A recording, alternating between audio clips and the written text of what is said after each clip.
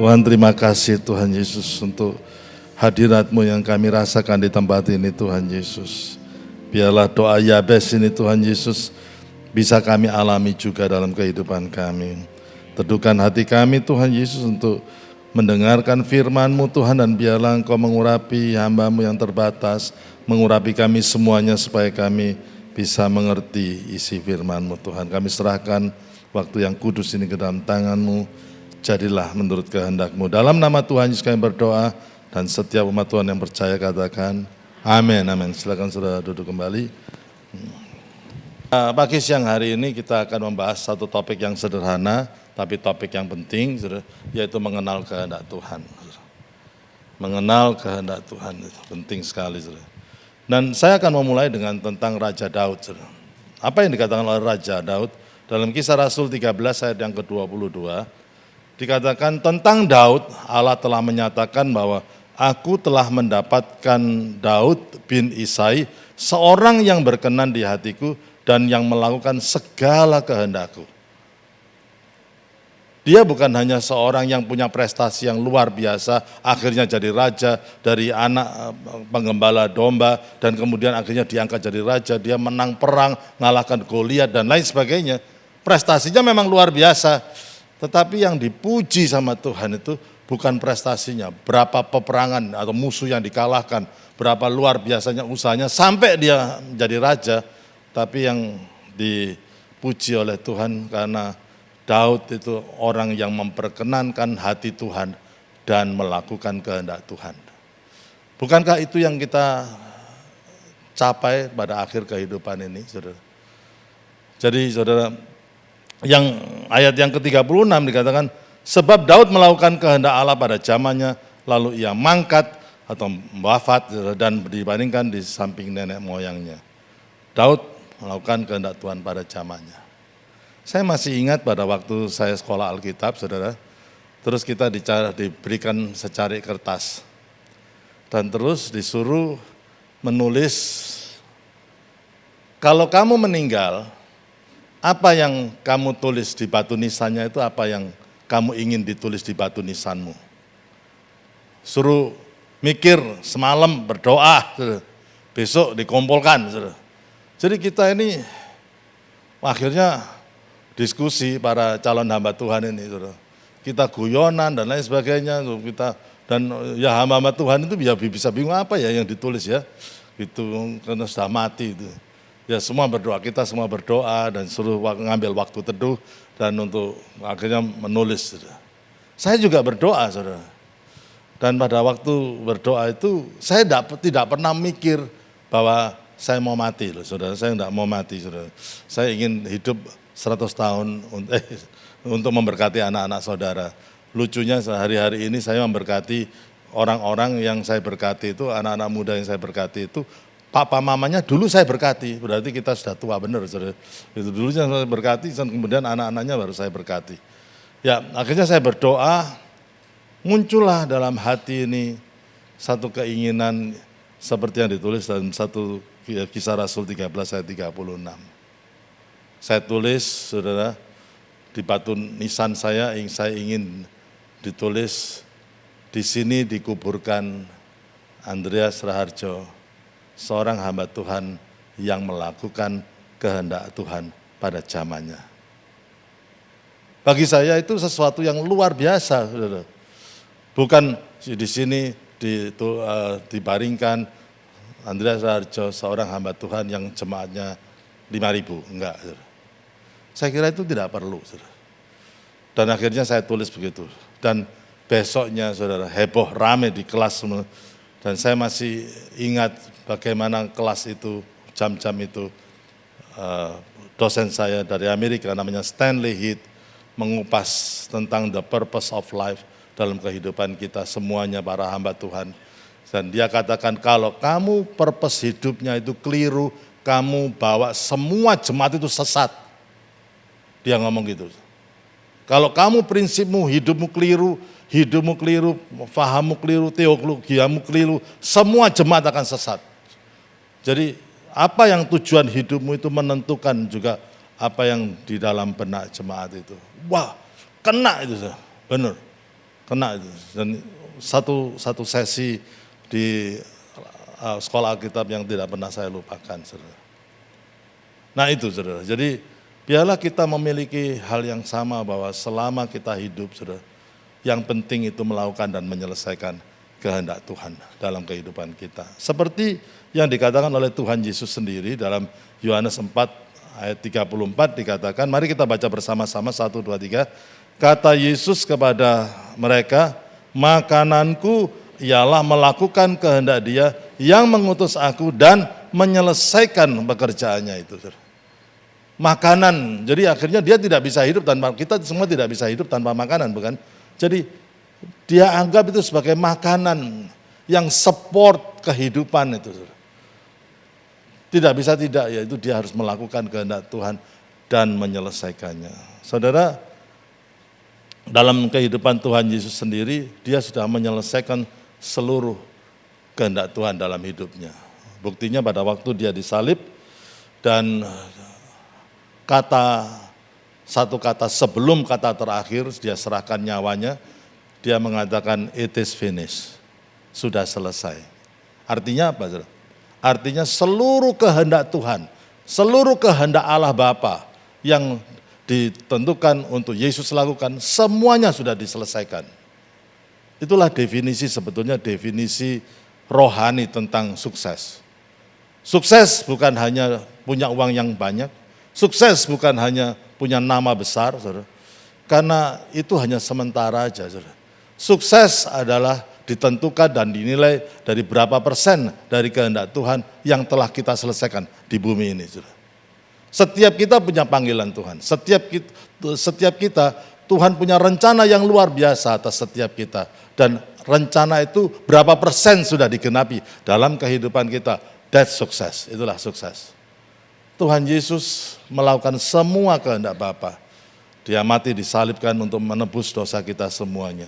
Nah, di mata Allah Bapa itu sukses. Di mata manusia itu ironis. Ada anak muda yang luar biasa, tukang kayu, tapi dia khotbahnya luar biasa, menyembuhkan orang, ngusir setan. Wah, dikagumi ribuan orang, memberi makan 5.000 orang hanya dengan 2 ikan dan 5 roti. Mujizat luar biasa. Tapi matinya ngenes, disalibkan, mati secara tidak terhormat. Mati disalib itu mati karena hinaan, itu mati kematian yang ditentukan oleh untuk seorang yang jahat. Matinya begitu, ironis ya. Tetapi di mata manusia begitu, tapi di mata Tuhan itu dia berhasil. Dia selesaikan semua kehendak Tuhan. Saudara, apakah kita bangun pagi dan apa yang kita pikirkan? Apakah melakukan kehendak Tuhan itu adalah prioritas dalam kehidupan kita? Kita semua punya kehidupan. Dan kita sadar bahwa kehidupan yang kita hidupi sekarang itu bukan milik kita sendiri. Tuhan yang kasih kehidupan dalam kehidupan kita.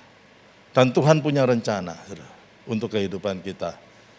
Tapi banyak orang mengoperasikan kehidupan ini di luar kehendak Tuhan. Saudara, itulah sebabnya tidaklah berlebihan kalau dikatakan kalau kita mengoperasikan hidup kita itu di luar kehendak Tuhan, maka hidup kita tidak bisa memiliki kehidupan yang maksimal. Kalau kehidupan kita tidak menyelesaikan kehendak Tuhan. Kata dosa itu bukan kelakuan perbuatannya, membunuh, berzina, dan lain sebagainya. Kata dosa itu adalah hamartia, itu artinya melenceng dari sasaran, missing the target. Missing the target. Bagaimana dengan kehidupan kita? Apakah we miss the target?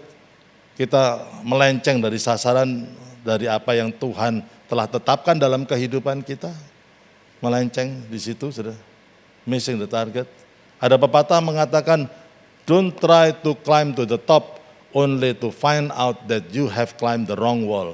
Jangan berusaha untuk manjat tembok ke atas hanya untuk menemukan bahwa saudara telah memanjat tembok yang keliru. Kehidupan ini ya berlanjut begitu aja, saudara, tanpa kita sadari. Saudara. Orang yang usianya 50-60 baru menyadari bahwa time flies, bahwa waktu itu berjalan begitu cepat, saudara. Ya, dan apakah kita ini, sudahkah kita memiliki satu kehidupan yang meaningful? Apakah kehidupan ini kalau kita tinggalkan, kita meninggalkan satu legacy atau satu yang kita wariskan sehingga orang-orang kepingin hidup seperti diri kita? Apakah mereka melihat Tuhan dalam kehidupan kita? Nah, itu yang perlu menjadi pertanyaan, saudara. Ya, jadi itu yang harus kita sadari masing-masing dalam kehidupan kita. Dan mari kita memprioritaskan, kalau kita bangun bagi Tuhan, apa menjadi kehendak-Mu. Saudara, dalam setiap perkara itu Tuhan ingin involve dalam kehidupan kita. Dalam menentukan pacar, dalam membeli rumah, memilih pekerjaan, memilih universitas, nanti kalau kuliah, segala macam. Bagaimana menjalankan bisnis, saudara. Ada segala macam kehendak Tuhan yang bisa kita lakukan dalam kehidupan. Dan kalau kita melakukannya, if God guides, katanya, if God guides, God provides. Kalau Tuhan yang memimpin, Tuhan juga yang akan menyediakan. Tuhan juga akan mensupport apa yang kita lakukan. Amin, saudara. Ada seorang hamba Tuhan yang bernama Pastor Greg Laurie. Ini yang dia katakan, saudara. Rencana Tuhan untuk saudara jauh lebih baik daripada semua rencana saudara untuk diri saudara sendiri. Jadi jangan takut kepada kehendak Tuhan, meskipun jika kehendak Tuhan itu berbeda dengan kehendak kita. Walaupun itu berbeda kadang-kadang, tapi yakinlah bahwa kehendak Tuhan itu yang terbaik. Banyak orang tidak bisa mengenal kehendak Tuhan karena curiga bahwa kalau kehendak Tuhan terjadi dalam hidupku, ada banyak hal yang tidak baik yang bisa terjadi dalam hidupku. Itu curiga. Ya, bahasa Inggrisnya curigation, saudara. Ya kan, jadi curigation. Jadi, kalau aku mempercayakan jodohku untuk dia, jangan-jangan aku dikasih yang jelek. Nah, belum sudah curiga, saudara. Tapi marilah kita belajar untuk bisa menyerahkan semuanya ke dalam tangan Tuhan. Even dalam perjodohan anak-anak kita dan lain sebagainya, jodoh mereka kita doakan supaya mereka bisa milih yang tepat, saudara. Waktu saya berpacaran dengan Ibu Mariani, kita pernah berpacaran loh, saudara. 8 tahun loh kita berpacaran, saudara. Saya memberkati pernikahan itu, saudara ya, jarang orang yang pacarannya 8 tahun. Barusan terakhir ini, ada anak yang saya berkatin pacarannya 10 tahun, luar biasa, saudara. Siapa yang pacarannya di bawah 2 tahun langsung menikah? Banyak, saya tahu, saudara. Ya, lama tidaknya pacaran tidak menentukan hebatnya pernikahan itu, saudara. Ya, tapi kita berpacaran, saudara. Dan dia ngomong bahwa saya ini yang pacar pertama dan terakhir, katanya. Dia tanya, kalau kamu bingung bagaimana? Saya diam aja, saudara. Pokoknya kamu yang terakhir. Gitu. Dan pada waktu saya merasa terpanggil untuk jadi hamba Tuhan, saudara, ya, mama saya mengatakan sesuatu yang saya ingat sampai sekarang. Ya, banyak orang mengatakan pasti papa mamamu tidak setuju. Karena papa dokter, mama dokter, semua profesional, ya, dan kemudian kamu mau jadi hamba Tuhan, pasti enggak setuju. Disekolahkan teknik sipil supaya bisa bekerja dan kemudian pasti enggak setuju. Tetapi di luar dugaan itu dikatakan, pada waktu saya bertemu dengan papa saya ngomong tentang saya mau jadi hamba Tuhan, menurut papa bagaimana? Gitu.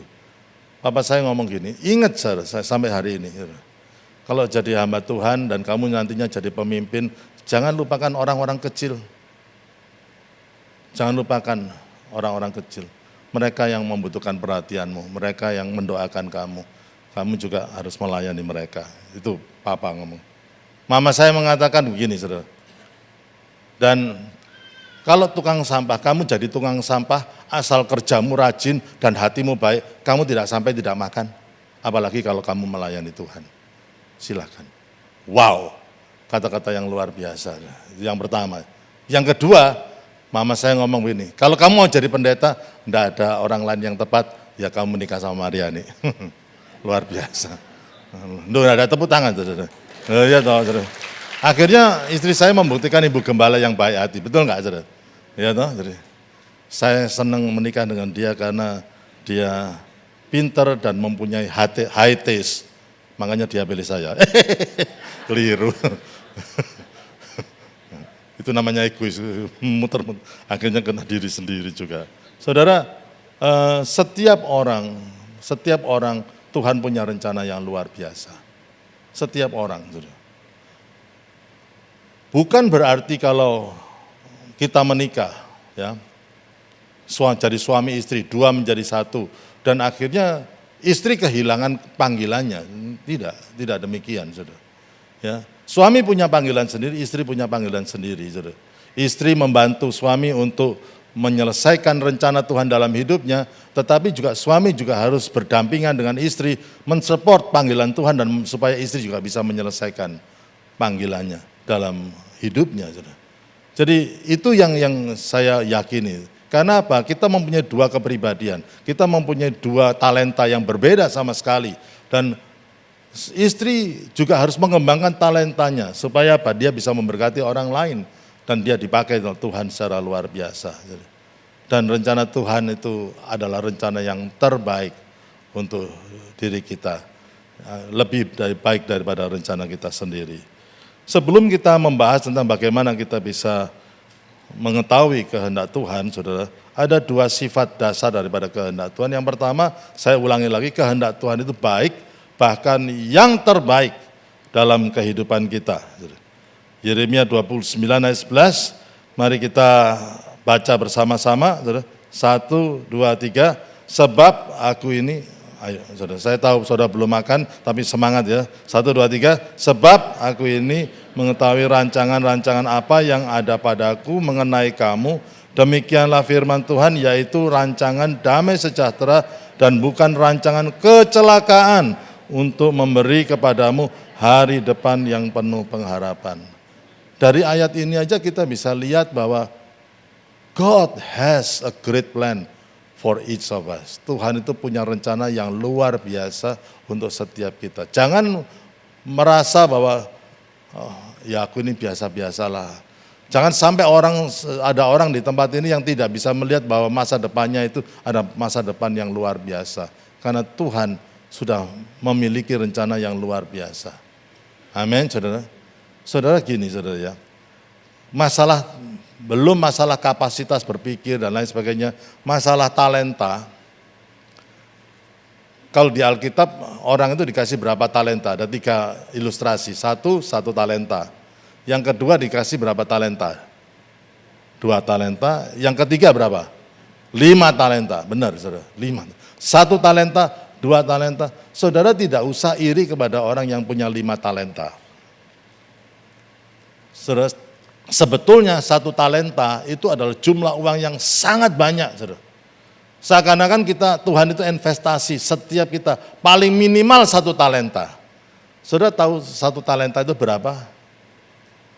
Itu adalah gaji saudara selama hampir 19 tahun. Gaji saudara 19 tahun dikumpulkan itu dan dikasihkan kepada saudara in advance, saudara ya. Saudara bisa berbuat banyak hal dengan gaji 19 tahun, betul nggak, saudara? Tapi menurut Alkitab disimpan aja di tanah, saudara. Artinya begini, saudara, itu jumlah uang yang sangat banyak. Artinya begini, saudara harus sadar sesadar-sadarnya bahwa Tuhan memberikan setiap kita talenta yang luar biasa yang bisa dipakai oleh Tuhan secara luar biasa.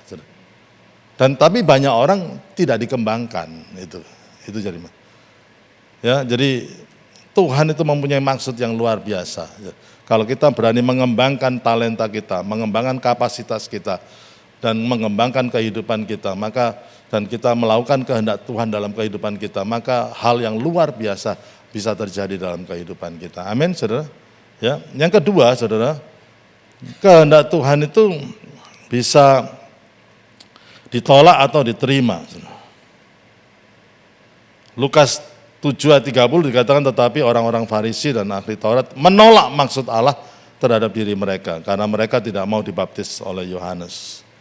Tuhan tidak pernah memaksakan kehendaknya kepada setiap orang. Kita harus meresponinya. Tuhan membuat kita bukan seperti robot, tapi Dia ingin memperhatikan kita seperti pribadi. Bagaimana kita meresponi kehendak Tuhan dalam kehidupan kita. Itu yang penting, saudara. Setiap hari, saudara ya. Kadang-kadang kalau kita bangun pagi dan kita jarang menanyakan apa ya kehendakmu Tuhan untuk hidupku hari ini. Dan kalau kita tidak melibatkan Tuhan dalam kehidupan ini, padahal Dia yang menciptakan kehidupan ini, Dia yang memberikan kehidupan ini, Dia punya rencana yang luar biasa atas kehidupan ini. Dan kalau kita tidak melibatkan Dia dalam kehidupan kita, artinya apa? Dengan kata lain kita bisa mengatakan, stay away from my life, God. I can handle my life. Seakan-akan kita bisa mengatakan, aku bisa handle sendiri kehidupanku Tuhan, kamu enggak usah ikut campur. Saudara, bahaya, itu keadaan yang paling bahaya, saudara. Kalau kita mengeluarkan Tuhan dalam kehidupan kita, saudara. Tapi banyak orang mengoperasikan kehidupan ini di luar kehendak Tuhan. Hidup ini dibangun atas keputusan. Sebetulnya gitu. Tetapi pertanyaannya apakah setiap keputusan yang kita buat dalam kehidupan ini sudah selaras dengan kehendak Tuhan? Dan kadang-kadang kalau keputusan itu tidak selaras dengan kehendak Tuhan bisa nabrak, saudara. Bisa hancur.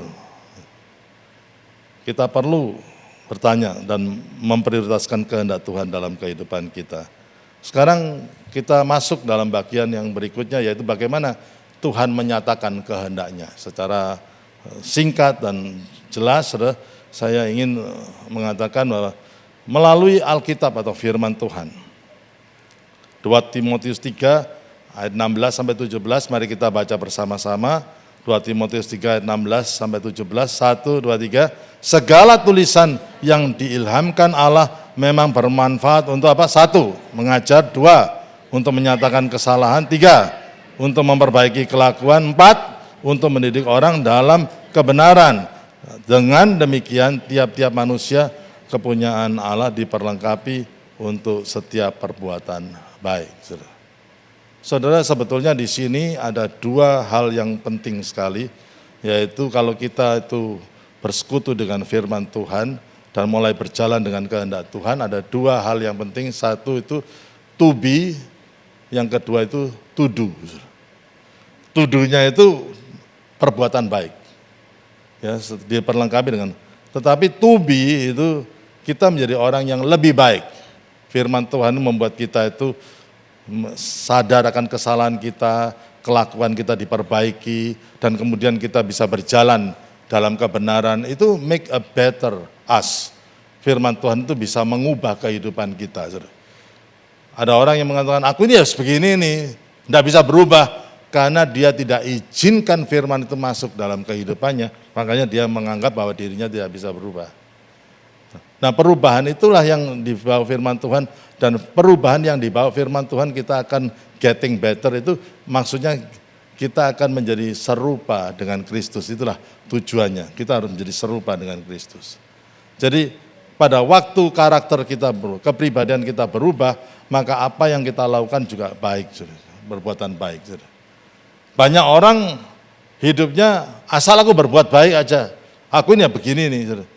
Saudara, semua bisa berbuat baik, tapi dalam keluargamu, saudara, istrimu, anak-anakmu bukan hanya membutuhkan perbuatan baikmu saja, tapi mereka membutuhkan Kristus yang ada dalam diri kita, saudara, untuk bisa mengasihi istri kita, mengasihi suami, untuk bisa mengasihi anak-anak kita. Itu penting sekali, saudara.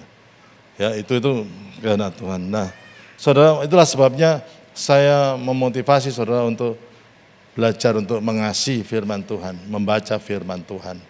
Dan biarlah firman Tuhan itu menjadi rema dalam kehidupan kita. Setiap ayat yang saudara baca dan kena dalam diri saudara, itu bisa membawa satu perubahan yang luar biasa.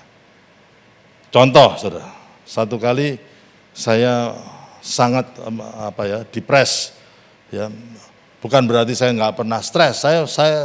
Satu kali saya mengalami stres yang luar biasa. Rasanya itu saya capek jadi hamba Tuhan, gitu. Dan pada saat itu ada satu ayat dari Yesaya 50 ayat yang ke-7 yang mengatakan demikian. Saya baca itu. Tetapi Tuhan Allah menolong aku, sebab itu aku tidak mendapat noda. Sebab itu aku meneguhkan hatiku seperti keteguhan gunung batu, karena aku tahu bahwa aku tidak akan mendapat malu. Saya baca ayat ini dan mendadak itu saya yang tidak tahu dari mana itu ada semangat yang luar biasa. Yang membangkitkan itu firman itu menjadi hidup, menjadi satu rema dan mengangkat hati dan roh saya, dan akhirnya saya nggak stres lagi, saya semangat gitu. Bahwa saya tahu apapun yang harus saya lalui, Tuhan akan menolong aku. Aku tidak akan dipermalukan. Apa yang aku lakukan ini akhirnya akan memuliakan nama Tuhan. Aku akan maju terus, aku harus move on terus. Satu ayat, saudara, satu ayat menguatkan. Bukan hanya itu, satu ayat ini sudah berbicara secara pribadi selama bertahun-tahun. Ini kalau dibaca lagi, diingat lagi, dan kemudian itu bisa menjadi sesuatu yang hidup, yang masih kuat, yang bisa menguatkan hati dan pikiran saya. Wow, saudara. Satu ayat saja, saudara. Ya, itu yang hebatnya firman Tuhan. Mari kita lebih banyak lagi membaca firman Tuhan, dan supaya apa, saudara? Supaya kita dikuatkan dari hari ke hari, dan akhirnya kita mengetahui mana yang menjadi kehendak Tuhan. Ini salah satu hal yang penting. Yang kedua, saudara, melalui Roh Kudus. Kita tidak usah baca semua ayatnya. Satu kali Roh Kudus berkata-kata di jemaat mula-mula, khususkanlah Barnabas dan Saulus untuk tugas yang telah kutentukan bagi mereka. Jadi Roh Kudus bisa bicara. Menurut saudara, gimana ya? Tidak mungkin Roh Kudus bisa bicara sama aku. Saudara, sebetulnya Roh Kudus itu sudah bicara banyak dengan kita dalam kehidupan kita sehari-hari, tapi masalahnya kita tidak sadar bahwa itu suara Roh Kudus. Saudara. Itu masalahnya. Kalau kita bisa make time atau tenang sejenak dan mendengarkan suara Tuhan, suara Roh Kudus itu, maka kita akan bisa merasakan bahwa ada dorongan untuk melakukan ini, ada dorongan untuk nelpon temanku, ada dorongan untuk ngajak ngomong temanku dan mengatakan kata-kata yang bisa menguatkan mereka. Itu sering gitu. Dan semakin peka itu, semakin kita lakukan semakin luar biasa itu. Kita bisa mendengar hal-hal yang positif dalam kehidupan kita. Satu kali saya pelayanan di Amerika, saudara, dan pada waktu mau bayar, saya lagi belanja, mau bayar ini, saudara. Dan sepertinya ada dorongan untuk ngomong dengan kasirnya. Waduh, kok di Amerika ini? Gimana caranya? Saya lihat kiri kanan tidak ada orang, belakang saya juga tidak ada orang. Tuhan jangan permalukan saya loh, Tuhan ini ada. Kok rasanya dorongan makin lama makin kuat ini. Dan akhirnya gimana caranya? Ya saya memperkenalkan diri. Ya, biasanya kalau di Amerika ditanya, is everything okay? Gitu ya kan? Kan gitu. Apakah semua baik-baik semuanya? Kamu menemukan barang yang kamu mau? Ya, kamu menemukan. Ya. Terus kemudian saya menjelaskan, saya mengintroduce myself gitu ya, dan saya katakan saya ini pendeta dari Indonesia. Kamu pernah dengar kata Indonesia enggak? Dan dia bilang, apakah itu bagian dari Bali? Mereka lebih tahu Bali daripada Indonesia. Gitu. Jadi pikir Indonesia itu di Bali, padahal itu Bali itu di Indonesia. Ya akhirnya saya jelaskan gimana. I'm a pastor ini. Terus saya memberanikan diri. It seems that God put some words in my heart. May I just speak it to you? Boleh enggak aku sampaikan ke kamu? Boleh, silakan ngomong. Saya ngomong gini. Kamu bersabar. Tuhan sudah dengar doamu. Tapi sabar, tunggu waktu Tuhan. Tuhan akan menjawab doamu. Kamu sudah berdoa dan kamu rasanya kok gak ada jawaban Tuhan padahal kamu sudah berdoa. Tapi sabar. Tuhan akan menjawab doamu. Cuman sedikit itu yang saya sampaikan, saudara. Dan apa yang terjadi, saudara? Nangis, saudara. Loh, saya lihat kiri kanan. Waduh, takut kalau saya nanti dia nangis, saudara. Dan diceritain, dia sudah berdoa untuk anaknya. Sudah lama dia berdoa. Dia orang Kristen ternyata. Lama udah, tapi belum dijawab sama Tuhan. Sudah itu pekerjaan Roh Kudus. Pekerjaan Roh Kudus, dan itu memang ya saudara, ada sebuah gereja di kota Dallas, namanya Gateway Church. Itu adalah gereja di mana anak kami, Kang Karina itu sering ke sana. Sebelum pandemi mereka berdoa dalam doa begitu, saudara. Kemudian Roh Kudus bicara kepada para pemimpin-pemimpinnya supaya memulai pelayanan online. Pelayanan online. Dan rasanya tidak masuk di akal, saudara. Tapi mereka taat kepada suara Roh Kudus itu. Mereka membuka pelayanan online. Bisa menjangkau banyak orang di situ. Dan setelah mereka membuka pelayanan online, apa yang terjadi? Pandemi, ada COVID. Nggak bisa mereka pergi ke gereja. Tapi sudah ada jaringan online yang begitu rapi yang dikemas oleh gereja tersebut, saudara. Dan akhirnya jaringan itu mereka adalah gereja yang pertama-tama untuk memulai pelayanan online, bahkan sebelum pandemi pun mereka sudah tahu. Dari mana? Dari berdoa bersama-sama dan Roh Kudus sudah ngomong di situ. Luar biasa. Saya ikut pastor conference di situ, saudara. Dan memang luar biasa. Dan akhirnya setelah pandemi, saudara, gereja itu berkembang lebih luar biasa lagi dibandingkan sebelum pandemi. Karena apa? Mereka mau taat kepada Roh Kudus dan akhirnya mereka menjaring banyak jiwa-jiwa. Pekerjaan Roh Kudus. Kita perlu taat kepada pekerjaan Roh Kudus. Belajarlah. Tidaklah mudah, tapi tidaklah sukar juga, saudara. Asal kita mau, Tuhan itu berbicara kepada kita. Amin, saudara. Yang ketiga, melalui nasihat, saudara. Nasihat, saudara. Amsal 12 ayat 15, kita baca bersama-sama. Jalan orang bodoh lurus dalam anggapannya sendiri, tetapi siapa mendengarkan nasihat, ya bijak.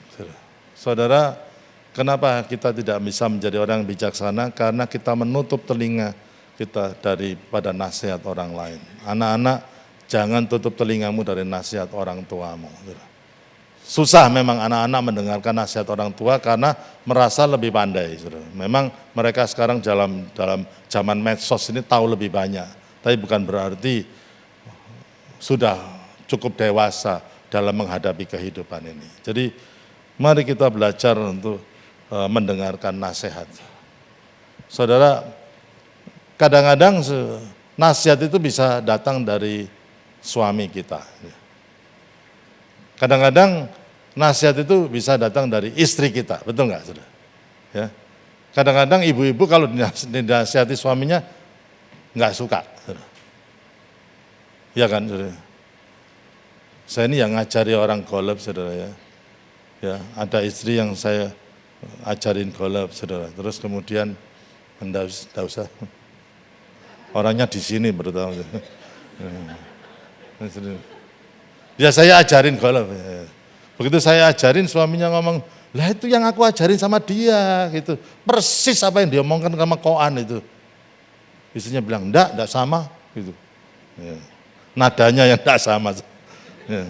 Kadang-kadang kita itu tidak bisa menerima kalau itu disampaikan dengan orang yang kita tidak sukai. Gitu. Satu kali saya ditegur sama Karina juga, saudara. Anak saya. Saudara.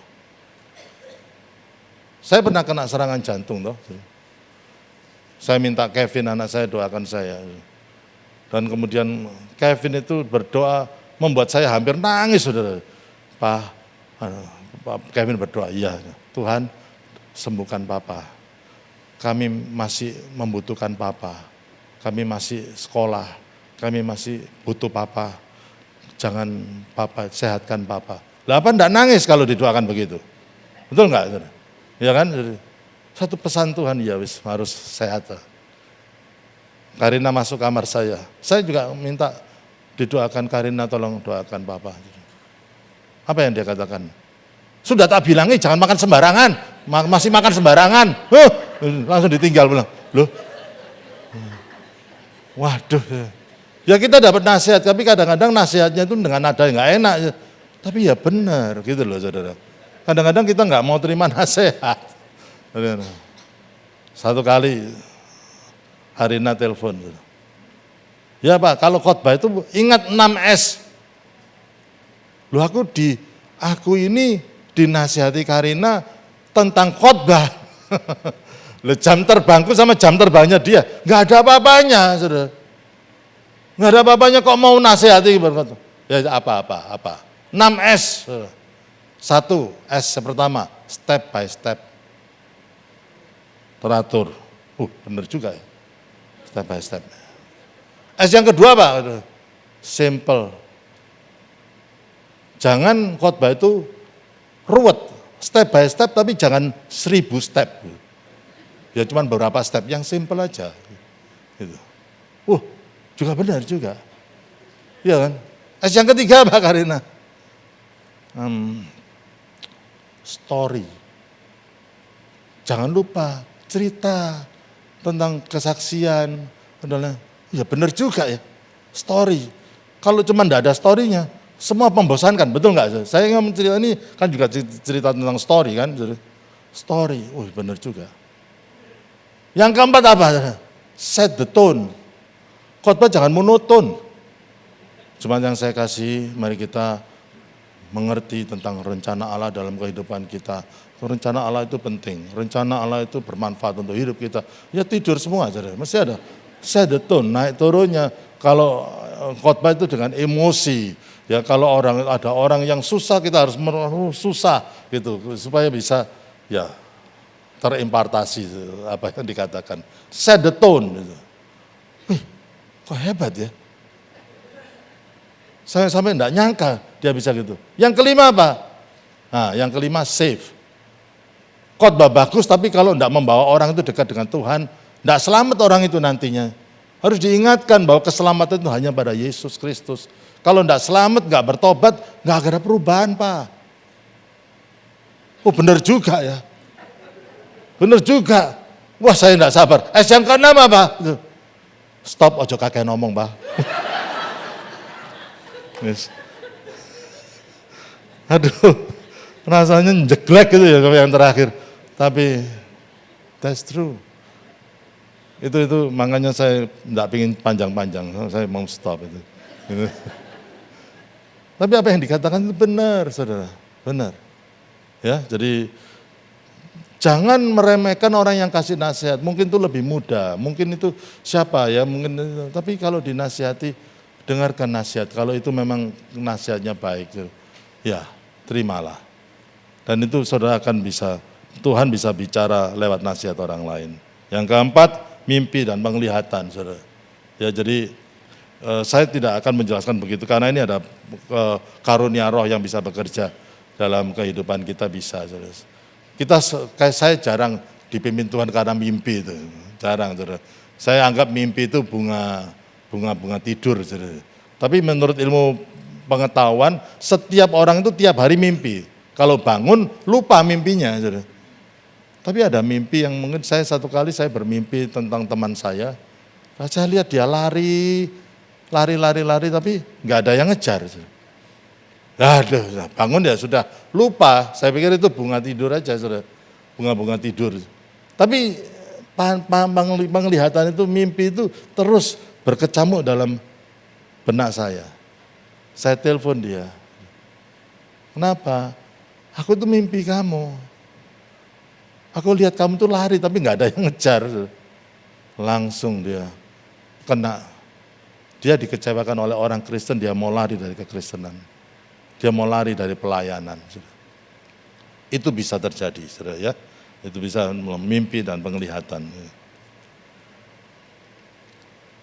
Kalau kami mimpi harus diuji juga, jangan mimpi yang aneh-aneh itu belum tentu itu kehendak Tuhan ya. Yang terakhir, Tuhan bisa bicara lewat keadaan sekeliling kita. Kalau ada satu pintu tertutup, jangan konsentrasi di pintu tertutup, lihatlah pintu mana yang terbuka dan lain sebagainya. Itu saudara baca sendiri itu ayatnya, bisa difoto dan lain sebagainya. Saudara, saya mau tutup dengan kesaksian ini, saudara. Ada seorang bayi yang mungkin kurang yang kalau dimasukkan inkubator itu apa, saudara? Kurang apa? Prematur ya. Dimasukkan inkubator. Tapi karena human error, kebanyakan oksigen atau matanya terbakar jadi buta. Keadaan yang tidak diharapkan, human error. Dia bukan buta sejak lahirnya, tapi karena kesalahan orang, dia jadi buta.